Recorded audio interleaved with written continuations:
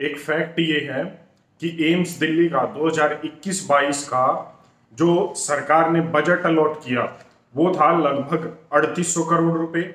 और ministry of Ayush का, जिसमें आयुर्वेदा, यूनानी, होम्योपैथी ये सभी डिपार्टमेंट आते हैं, उनका पूरे भारत का 2021-2022 का बजट था 2800 करोड़ रुपए। ये एक सच है जो कहीं ना कहीं हमें सोचने पर मजबूर कर देता है कि भारत की, या मैं कहूं दुनिया की सबसे प्राचीनतम चिकित्सा पद्धति को बचाने के लिए भारत सरकार क्या कर रही है।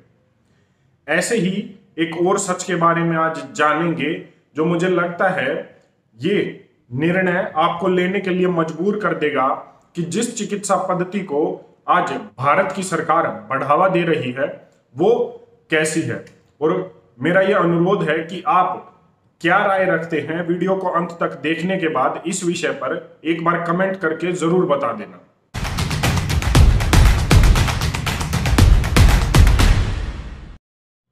"15 missing links of modern medicine". जब आप गूगल पर ये टाइप करेंगे तो आपको एक अच्छी खासी जानकारी आपको मिलेगी, एक किताब भी मिलेगी। हमारे पास समय नहीं है वो पढ़ने का, इसलिए मैं आपको बता देता हूं। ये एक स्टडी है जो देश के बड़े 3 अस्पतालों के 3 डॉक्टर्स ने की है, जिसमें एम्स दिल्ली की डॉक्टर बिंदिया पाहुजा, फोर्टिस हॉस्पिटल के डॉक्टर अमन गुप्ता और सफदरजंग हॉस्पिटल दिल्ली के डॉक्टर विजेंद्र कंवर, इन तीनों डॉक्टर्स ने, जो शायद भारत के सबसे बड़े हॉस्पिटल्स के डॉक्टर हैं, उन्होंने मिलकर एक स्टडी की। और इस स्टडी में उन्होंने ये बताया कि जो एलोपैथी पद्धति है जिससे आज इलाज हो रहा है लोगों का, वो एक कंप्लीट पद्धति, थेरेपी नहीं है। और इसमें सिर्फ 17 बीमारियों का इलाज है। ये मैं नहीं कह रहा हूं, ये 15 missing links of modern medicine में इन तीनों बड़े हॉस्पिटल के डॉक्टर्स ने कहा है। बकायदा ये रिपोर्ट है, रिसर्च है। इन 17 बीमारियों का इलाज है। इस रिपोर्ट में वो आगे लिखते हैं, ये मेरे पास स्टडी है, मैं आपको जो है भेज दूंगा अपने टेलीग्राम चैनल पर, जो लोग मुझसे जुड़े हुए हैं।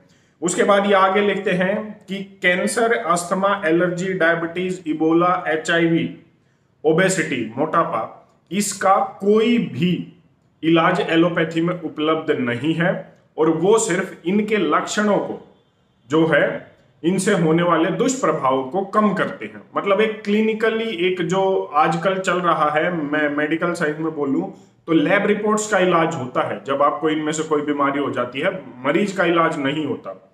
इसके बाद अब मैं बता दूं कि कुछ दिन पहले जब पतंजलि और ये IMA का विवाद हुआ था, तो इस पर आरोप प्रत्यारोप लग रहे थे, सभी ने लगाए। इधर से आयुर्वेद के जो आचार्य थे वो कह रहे थे हमारी पद्धति अच्छी है, उधर से एलोपैथी वाले कह रहे थे कि ये तो एक क्वैकरी है, ये तो कोई विज्ञान ही नहीं है, साइंस ही नहीं। इस रिपोर्ट में आगे बताया गया कि एलोपैथी में 21 बीमारियों का, जो है 17 बीमारियों का इलाज है और 21 ऐसी बीमारी हैं जिनका इलाज सिर्फ एलोपैथी से बाहर ही है। अब ये खुद ये देख लीजिए, ये तीनों डॉक्टर्स किसी और पद्धति से नहीं आते, सिर्फ एलोपैथी से आते हैं और देश के बड़े हॉस्पिटल से आते हैं। इन्होंने कहा है 21 बीमारियों का इलाज एलोपैथी पद्धति से बाहर है। और इनको शायद वो पद्धति लिखने में उसका नाम क्यों नहीं लिखा, ये मैं तो नहीं जानता। अगर आपको पता हो तो कमेंट करके बता देना।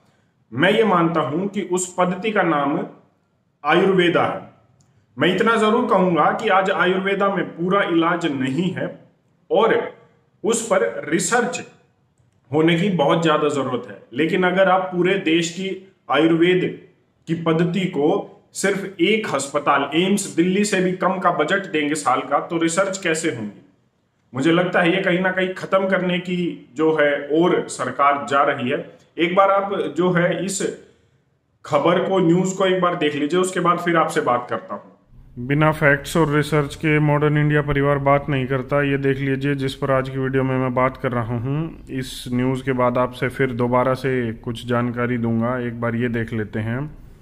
ये देख लीजिए, आधुनिक चिकित्सा की कोई भी पद्धति पूरी तरह कारगर नहीं। एलोपैथी में सिर्फ 17 बीमारियों का प्रामाणिक इलाज, प्रामाणिक मतलब जो रजिस्टर्ड हैं या जो वेरीफाइड हैं।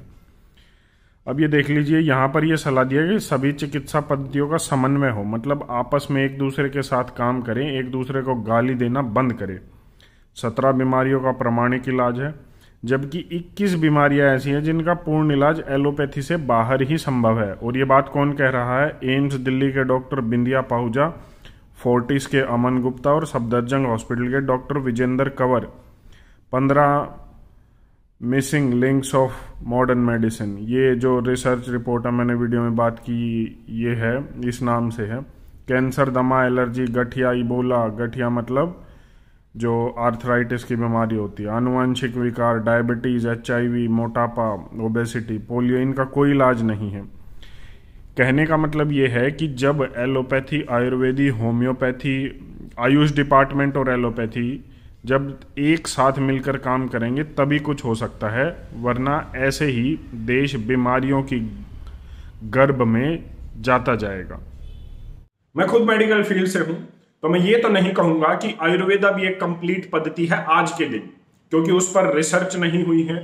With due course of time, मतलब जो पहले आयुर्वेदा में जड़ी बूटियों का इस्तेमाल होता था, उस समय क्या जलवायु थी और उसके बाद जलवायु में क्या परिवर्तन आया है, क्या क्लाइमेट चेंज आया है, जिसका जो आयुर्वेद में होने वाली औषधियां हैं, जड़ी बूटियां हैं, उन पर क्या असर पड़ा है और अब वो क्या असर डालती हैं आज के समय में मनुष्य के खान पान के हिसाब से, क्योंकि पिछले 100 साल में हमारा खान पान भी बहुत बदला है।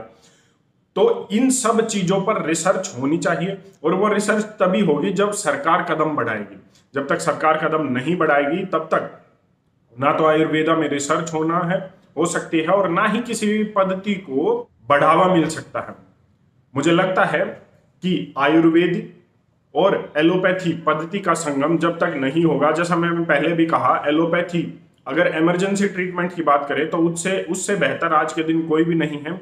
लेकिन अगर हम इंफ्रास्ट्रक्चर की बात करें तो आयुर्वेद भी इतना इंफ्रास्ट्रक्चर भारत में नहीं रखता कि आज के दिन इस पद्धति को पूरे भारत में लागू किया जा सके। तो इस पर काम करना जरूरी है।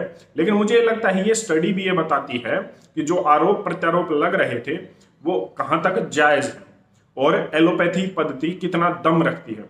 आप इस विषय पर क्या राय रखते हैं, एक बार कमेंट करके जरूर बता देना। जानकारी कैसी लगी उस पर भी एक कमेंट जरूर कर देना। धन्यवाद। जय हिंद।